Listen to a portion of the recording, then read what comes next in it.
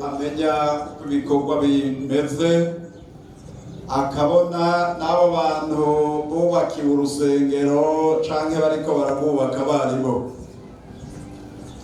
N'abantu benshi bazi ko najaha kireka abakozi b'Imana n'abo mu nzu yanje batumye intasho muzakire mu izina rya Yesu. Nagomba dusome amajambo makeyi. Nibaza ku munsi usanzwe ngira ntimora murenza saa 5. Arababwomanza bagashikana saa 8 na saa 10. Bakibagira ko bamwe ejo muzozinduka kuraba ya mamashine y'abandi hariya mu biro. Reka turabe bikeyi. Abandi nabo mukagenda kuganira ibijanye na bya bindi bahora baza kubasuzumira bo muri OBE. Aho mufise akazi kenshi muzi n'umunsi wo kuruhuka gatoyi, mwumve ijambo ry'Imana musenge hanyuma muje kuruhuka mwitegurire ejo, kuko bitabaye uko ibi ntibikunda mwicayemwo vyose hajya birafatana. Udakora ntakarye kandi utarose ivyo urya n'ivyo wambara n'ivyo ukoreshereza Imana ntubironke. Ntitubabanebwe rero, tuba abantu b'Imana bashobora guharura ibintu byose bakabijanisha. Ego dusome Matayo igice ca mbere. Turacari muri Noel. Namwe numvise ntirabaheramo, nagumye muririmba Noel. Najere kasome ivyo mwaririmbye.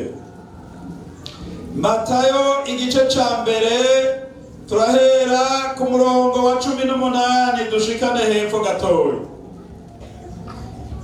Havuga ngo ukuvuka kwa Yesu Kristo kwabaye gutya: nyina Mariya, Yakobo na Yosefu ataramurongora, bamubona afise inda yavuye kuri Mpwemu Yera. Ariko Yosefu umugabo wiwe kuko ari umugororotsi kandi kuko atagombye kumuteteza, yiyumvira kumubengera mu mpisho.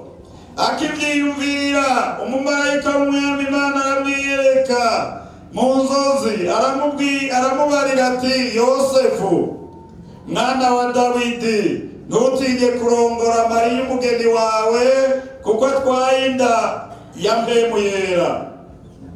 Azobyara umwana w'umuhungu, nawe uzumwite Yesu, kuko ariwe azokiza abantu biwe ibyaha byabo.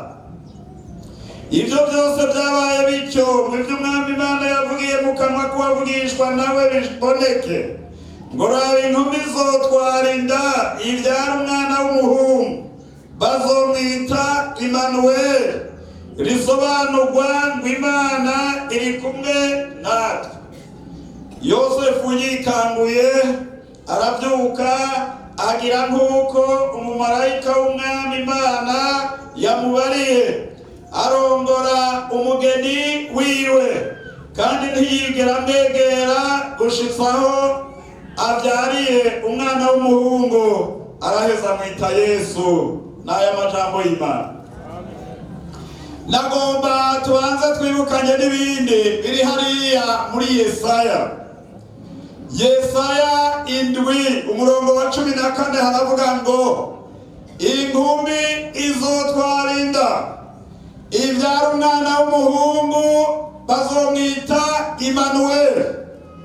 Kandi mu gice ca 9 ca Yesaya mwanya murabiririmba ku murongo wa 6 haravuga ngo kuko umwana tuvukiye, duhawe umwana w'umuhungu, ubutware buzoba ku bitugu vyiwe, azokwitwa igitangaza, umujanama, Imana y'ubushobozi, Data wa twese ahoraho. Ivyo vyari vyavuzwe na Yesaya. Umviriza rero, Matayo yanditse ibishikijwe canke ivyo twovuga accomplissement de la prophétie. Nukuvuga ngo ubuhanuzi bwari bwaravuzwe, Matayo yanditse ko bishikijwe. Nagomba tubanze tuvuge ku bantu babiri. Abantu babiri, umwe yitwa Yosefu n'ubundi yitwa Mariya.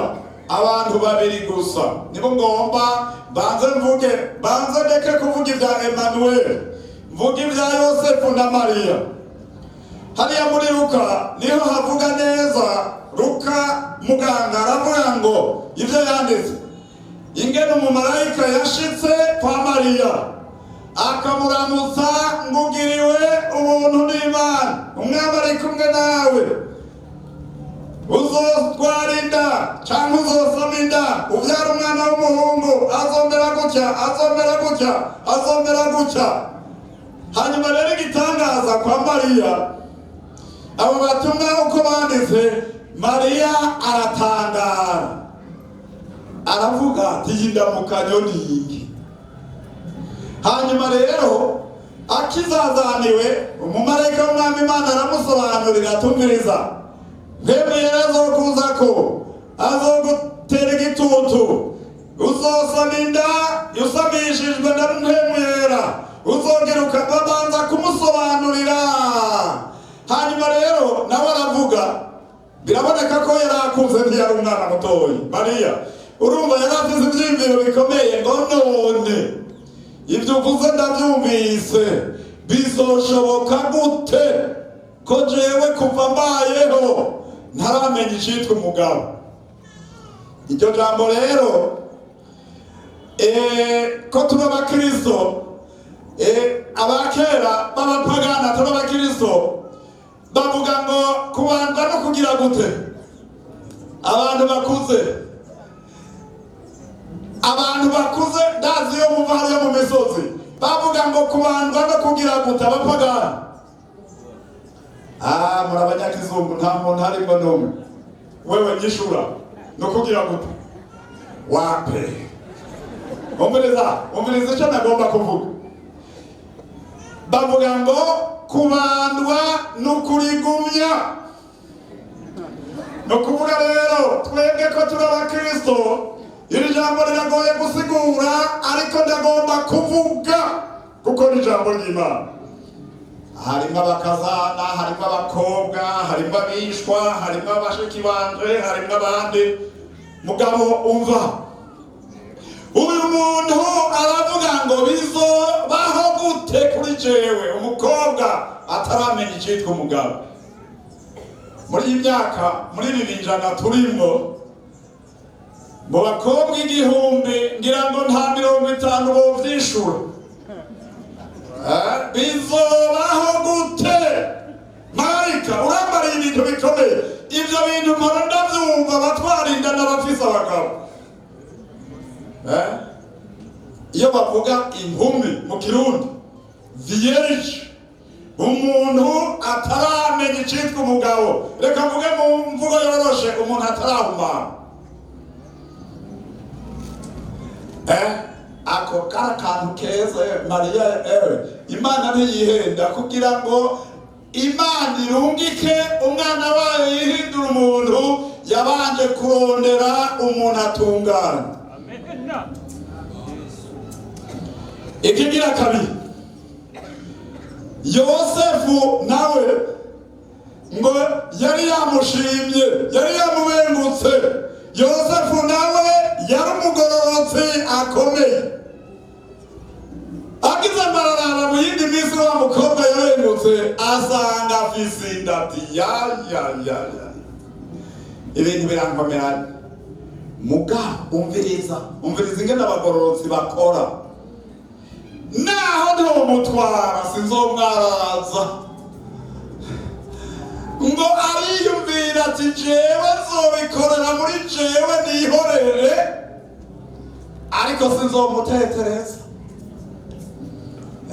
Urumva abo bantu bagomba kubana ingene bari bameze.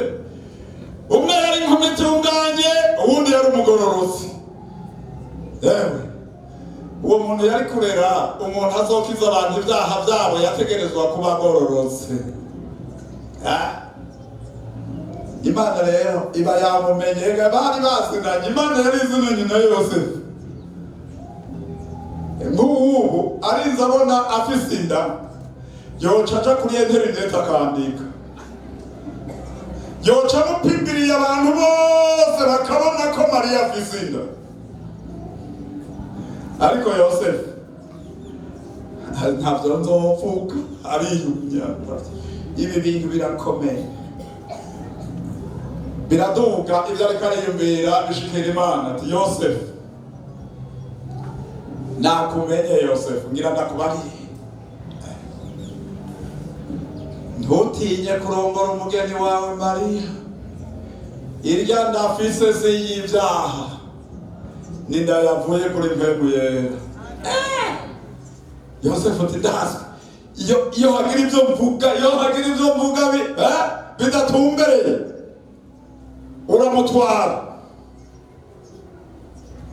ariko ntuze wigera umwegera kugeza aho azovyarira uwo mwana,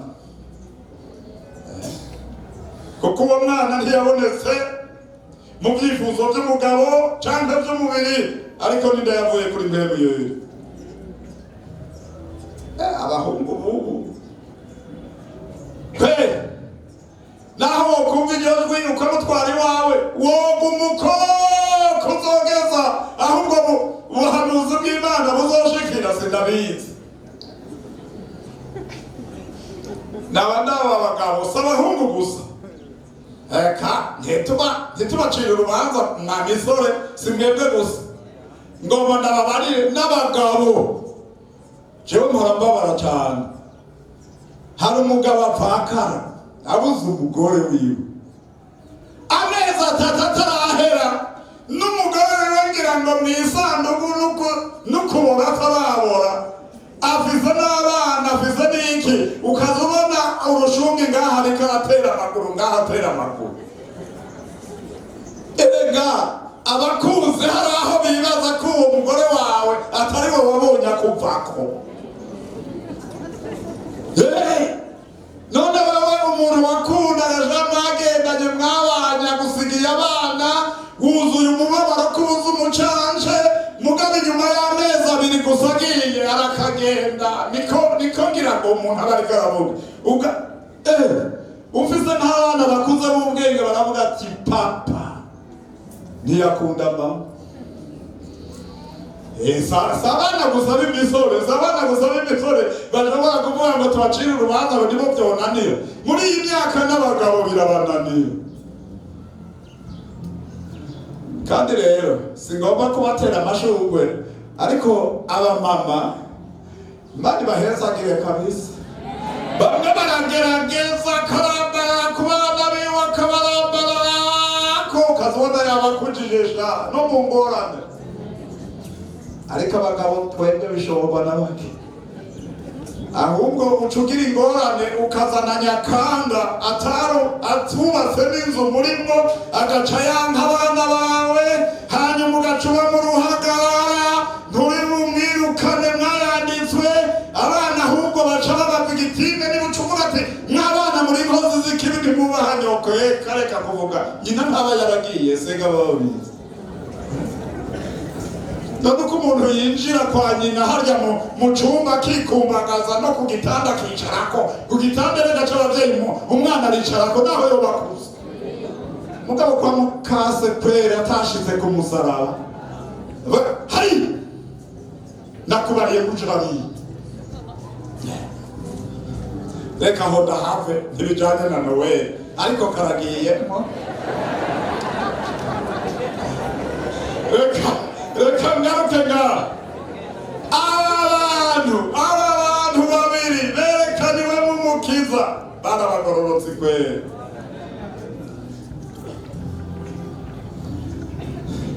Kandi Mariya ngo ivyo yazaramva kuri Yesu aca bibika mu mutima, ikintu cyose yazarabika mu mutima, yazarabika mu mutima sha. Aha ibi bintu byandikiwe kudufasha. Iyo nkumi rero yatwaye inda, iryo zina Emmanuel, Matayo aca isobanuro, aravuga ngo Emmanuel, Imana iri kumwe natwe, Imana iri kumwe n'abantu bayo. Murazi impamvu mu gice ca 19 cyo kuvayo, uhereye muri iriya 16 umanuka uja hepfo, uragomba uze kubyisomera imuhira. bari mu rugendo bavuye muri Egiputa, bari bashitse mu bugaragwa bw'Isinayi. Maze rero Imana irahamagara Mose ngo aje kubonana nayo kuri Sinayi, imucurira ijambo, kuko abantu baguma bavuga ati iyi Mana yadukuye mu gihugu ca Egiputa, iyi Mana yaducanye mu kiyaga gitukura, iyi Mana yagendanye natwe, iyi Mana iduha amazi yo mu gitandara, iyi Mana ariko none ko tutayibona, twari dukwiye kubona iyo Mana yacu. Hanyuma rero Mose bashengerana ayo majambo ku Mana. Imana nayo baragomba ko genda babarire biyeze, nanje ku munsi ugira gatatu biyejeje zoca manuka mbonane n'abantu banje. Erega bari basavye neza, bagomba kubonana n'Imana yabo, Imana nayo yagomba kubonana n'abantu bayo, byari biryoshe. Ariko umviriza, abantu benshi muko duhangara uko niko Imana isa. Umviriza rero, Imana itangura kuvuga, aha yovuga ngaha, aha womenya kuri uwayo cyangwa utari uwayo. Ivugira urazi ibyo yavuga none, nduhoraho. Urumva irivuga nduhoraho Imana yawe yagukuye mu gihugu cya Egiputa, mu nzu y'ubuja, ntukagira izindi mana umbangikanya. Umvise ibigirwamana mu nzu agaca atangura kuba arakura meza akagenda akava. Imana igatangura kuvuga ngo ntukifuze, ntukibazire ibishushanyo, iradonda ibintu byose. Abantu baca barahunga ati Mose uzobisoma harya mu gice ca 20 hariya ku murongo wa 18 umanuka uja hepfo. Umviriza cyo kuvayo, Mose genda uvugane n'Imana, uzoheza ugaruka utubarire kandi ubu tuzokumva. Genda wewe, ibyo ntavyo twamenyeye. Genda muvugane, uzoheza utubarire, genda. Kubera iki? Ivyari muri bo byarababujije kwegera Imana. Imana iragomba ko mubonana, ariko ibiri muri wewe biranga ko mubonana n'Imana. Abantu bamwe iyo bariko barasenga Imana bisonzesheje, hari abantu bavuga ngo tuzorara turakesha, tuzomara iminsi 2. Hari abandi banyamasengesho mukunda kubarira abantu ngo kugira ngo Imana ikwishure ngo uramara iminsi 3 usenga, uramara iminsi 7 usenga. Ntiwabimenye, si iminsi myinshi. Oya, umutima wawe ube utunganiye Imana. Nukuvuga umutima wawe utunganiye Imana, Imana uzoyakura nk'umuvyeyi, nayo ikumve nk'umwana. Umviriza, muri ico gihe yomba uvuga iminsi myinshi cyangwa ukavuga iminsi mike, Imana yawe izokumva. Umva, ijambo ryanje niryaguma muri mwebwe, nanje namwe mukaguma muri jewe, umve musabe ico mugomba cose kizobabera kumwe. Si ikibazo cy'iminsi, si ikibazo cy'iminsi 40, si ikibazo cy'iminsi 50. Oya, ni ikibazo cyo gutunganira Imana. Imana ni data wa twese, twese turabana imbere y'Imana. Umviriza ko umwana akora neza arikumbagaza ku muvyeyi, ariko umwana adakora neza yamatinya umuvyeyi. Ngomba ndababarira karore, muzorabe uhereye muzorabe, ndaza hako hari abapolisi ngaha, muzorabe ingene abapolisi bafata abantu. Yega ntugire ngo bafata abantu bose bagenda mu nzira canke mw'ibarabara. Oya, umuntu atagira ivyangombwa, umuntu ari mu makosa, amaso yiwe ntiyigera araba abapolisi na rimwe. Oya, agenda nk'ufise uruhagarara. Umupolisi nawe akihorera akigira gutya gusa, ntabariko arakuraba, umengo sihari. Baramwigishije ingene amenye umuntu atagira ivyangombwa. Mukaba muri 5 bagafata 2 iti wewe hagarara. bakikubajije gusa umutima uca gumaho zana ibyangombwa nibyo tugomba gusa abandi bakagenda kandi hari abagabo barinda naho yo batabifisega agenda n'uwundi bavuga ati hagarara wewe hagarara ngaho umunyabyaha niwe atinya kuko abafise ibiri muri we naho wogira gute umuriza urazi ibyaha uko bimeze ibyaha twarakorana n'umuvugabutumwa ahantu kera hari 78 mugabo ibyaha byamugoye 79 mu kwezi kw'indwi sinzovyibaga acara avuga ngo ngomba guhunga yarekoze ibyaha by'ubuhumbu n'umwigishwa wiwe w'umwigeme atwara inda hanyuma rero acavuga ati ngo duhungire i Tanzania tugende Kigogo hanyuma ashitse mu Rumonge hariyo mushikiwe yubatseyo aza gusaba indaro bumwiriye araraho buca arondera ubwato ngo agende Kigogo urazi cyabaye none musaza baramwitegereza ati none wowe kuri umukozi w'Imana akaba atamukobwa asa gutya iwacu muri famiye uyu mukobwa ninde kwanza ati oya urabizi ibyo mw'isi biragora toyambarira none wowe kuri umuvugabutumwa mbega wagowe n'iki urumva yari mushikiwe ataha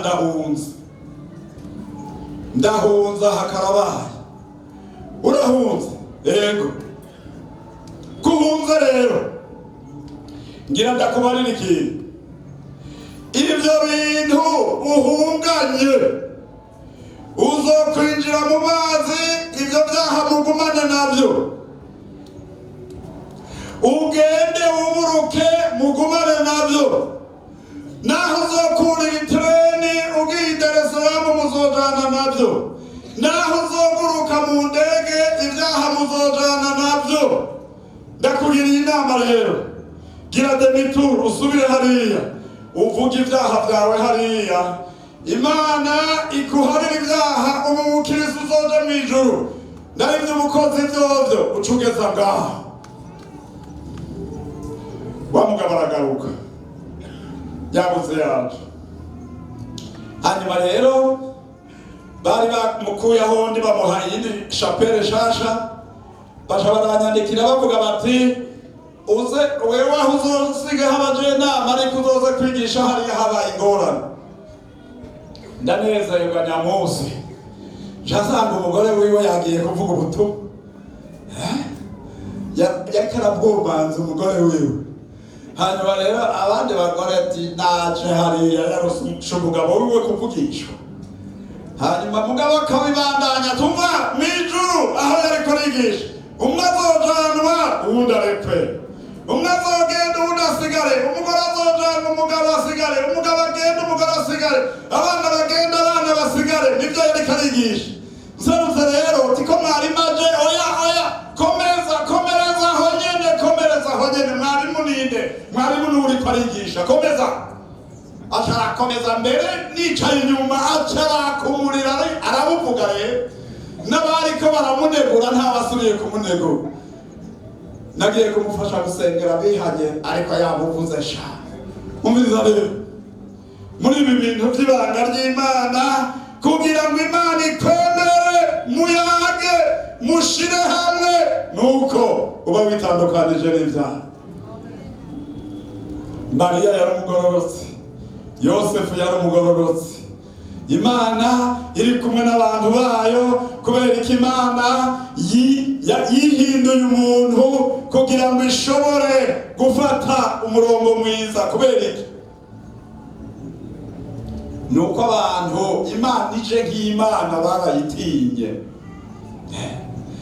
mu gitabo cyo gusubira mu byagezwe Mose Imana iramubarira ngo nzobahagurukiriza umuntu ameze nkawe mu biwanyu nzomushiramo amajambo yanje kandi abantu batazokumvira uyo nzobibahora noneho Yesaya aravuga ati inkumi zo twarinda ibyara umwana w'umuhungu yitwe Emmanuel. Yohana 1:1 haravuga ngo jambo w'Imana. Yesu yari jambo w'Imana. Imana yihinduye umuntu kugira ngo ishobore ingenikiza umuntu w'umunyantege. Yesu yaje mu biwe ariko abiwe ntibamumenya. Umviriza, ariko ijambo ry'Imana muri Yohana 1:12 ababitahuye ariko abamwakiriye yabahaye ububasha bwo gucika abana b'Imana. Abo ngo ntibabyawe no kwifuza k'umugabo ariko babyawe n'Imana, nk'uko umucunguzi yabyawe n'Imana mu ndisamishijwe na mpwemu yera. Umviriza rero ngaha, umva, Yesu rero ni Emmanuel, ari kumwe nawe no mu magogo, no mu bibazo, no mu icoro, no mu ntambara, no mu bibazo byose. Emmanuel ari kumwe nawe. Umva, tugomba tuvuge mu gice cya 2 cya Matayo, abanyabwenge b'ibyanditswe, abanyabwenge b'inyenyeri, abanyabwenge b'inyenyeri bari burasirazuba, bari abantu bari barigishijwe ibintu byo kumenya inyenyeri icyo zibura, maze bariko bararaba. Usomye mu bindi bitabo muri dictionnaire biblique baravuga ngo barashobora kumenya ko umuntu yavutse, barakoresha ubuhinga n'ubwenge canke maji bakabimenya. Baza babona inyenyeri ivuga ngo umwami yavutse, kandi uwo mwami yavukiye ni mu Bayahudi, turabibonye.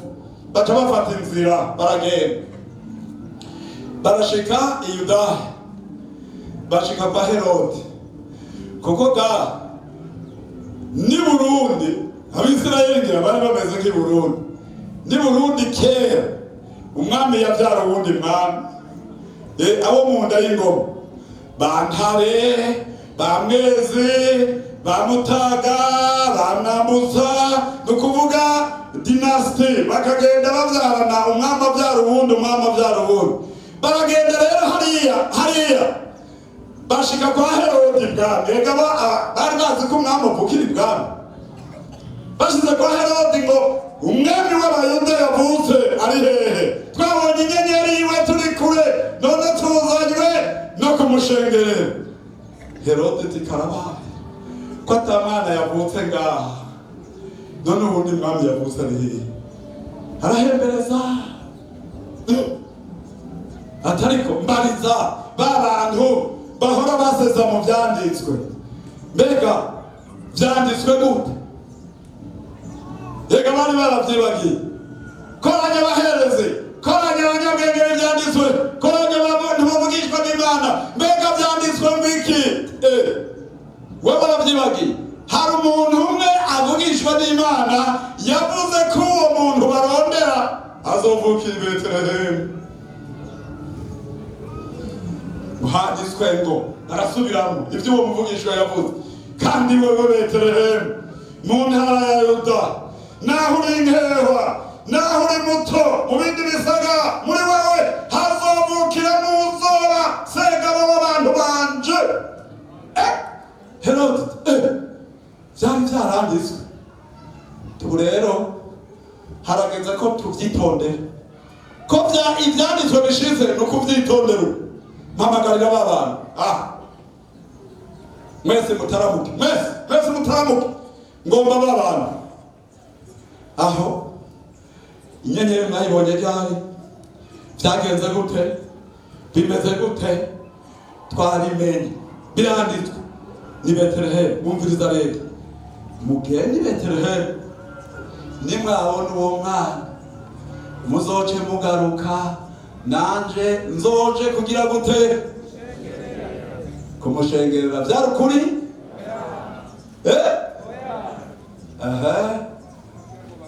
Abantu barashobora kugendana ngaha,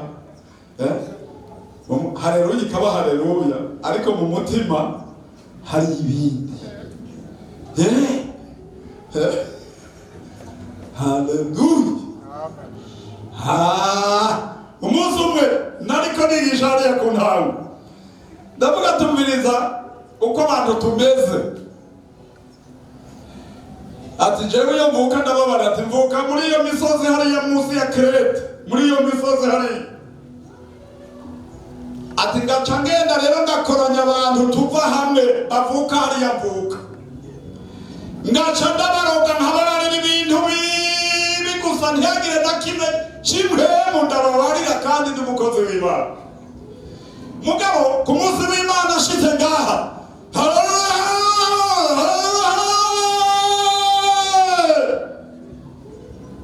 urazi naho batambarira, urazi icyo bavuga naho batambarira, bavuga turi mupastori aratuyobeye.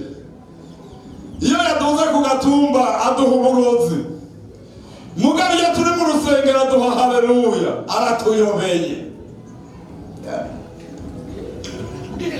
Uwo munsi navuye ku ntanga ntihabuze nk'umuntu yariyo, kuko abakirizo baragenda,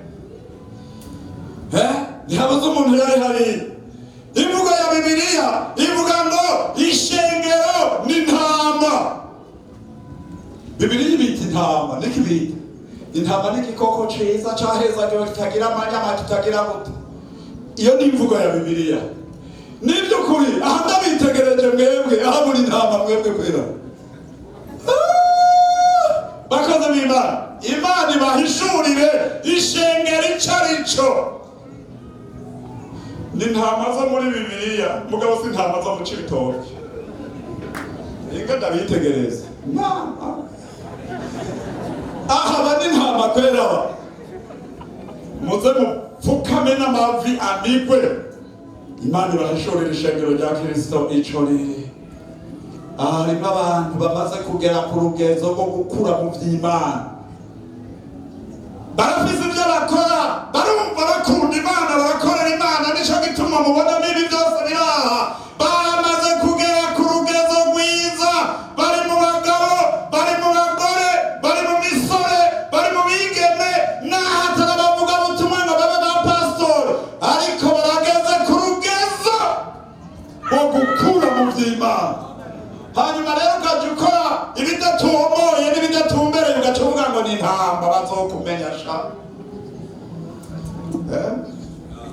Reka tugaruke, ako karagiye ngo reka tugaruke kwa Herode. Kwa Herode niho tugomba kugaruka.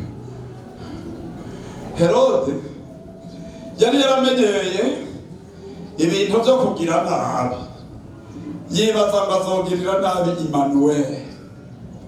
Emmanuel ntagirirwa nabi, yari yaje ava hejuru. Abantu barashika hariya, barabona Mariya, barabona Ruyoya, barabona Yosefu, baramushikanira uvumba manemane na dhahabu na mambo mengine, baramushikanira. Bakivuyeyo, umumarayika w'Umwami Imana ati pa, ntimusubire kwa Herode,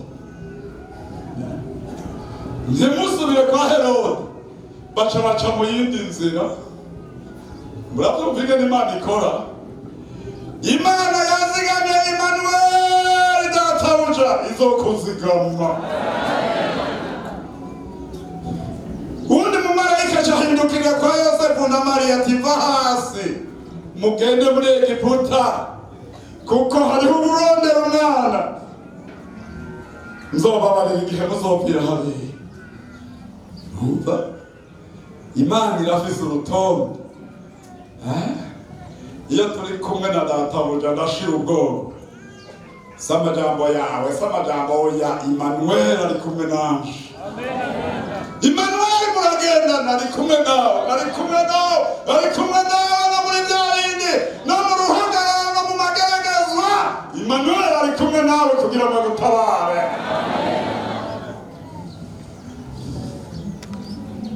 Haleluya. Kandi Yesaya aravuga ngo azoba afise ubutware ku bitugu vyiwe. Iyo ategetse biraba, yavuga bigakomera. Nico gituma umunsi umwe yariko arabaza abigishwa biwe yari amaze gukura, aravuga ati mbega hariya tugenda abantu banyita ngo iki? Bamwe bavuga ngo uri Yeremiya, abandi bavuga ngo uri uvugishwa n'Imana, none mwo tugenda iminsi yose mwebwe muvuga ngo iki? Petero aravuga ati nakumenye, uri Kristo umwana w'Imana nzima. Nakumenye. Yesu ati Petero umviriza na wewe ntiwari kubimenya, ni data biguhishuriye gusa. Nanje ndakubarira kuri urutare, kandi kuri urwo rutare nzogubaka kw'ishengero ryanje, kandi amarembo y'ikuzimu ntazorishobora. Nico gituma ishengero rya Kristo jewe ndaryubaha, kuko aho mwebwe murakomeye, twebwe turabakozi b'ishengero. Ishengero ni abantu bose bari ngaha. Umukozi rero ntaruta shebuja. Ni ukuvuga ngo l'église est patron, ariko twebwe turabaserviteri kandi bato bato. Umuriza umunsi umwe databuja azohagarara, abamukoreye neza bahagarare, abagendanye nawe neza bahagarare, abamwakiriye nk'umwana w'Imana bahagarare, abagororere, abandi nabo barangurure hariya muri Gehinomu. Kuko urukundo Imana yakunze abari mw'isi nibwo rwatumye itanga umwana wayo w'ikinege, umwizera wese ntapfe rubi, ariko ahabwa ubugingo budashira, kandi aburonke bugwiriye. Twuname imbere y'Imana. Amen. Twuname imbere y'Imana. Emmanuel yaraje ngo tubane kugira ngo aronke ingene dutabara. Hari ibyo maze iminsi. Emmanuel yaraje. Umwanditsi wa Zaburi aravuga ngo nimugumbire uwo mwana ntarake. Haleluya. Gumbire uwo mwana ntarake, ngo arakishwe na bya bindi maze iminsi.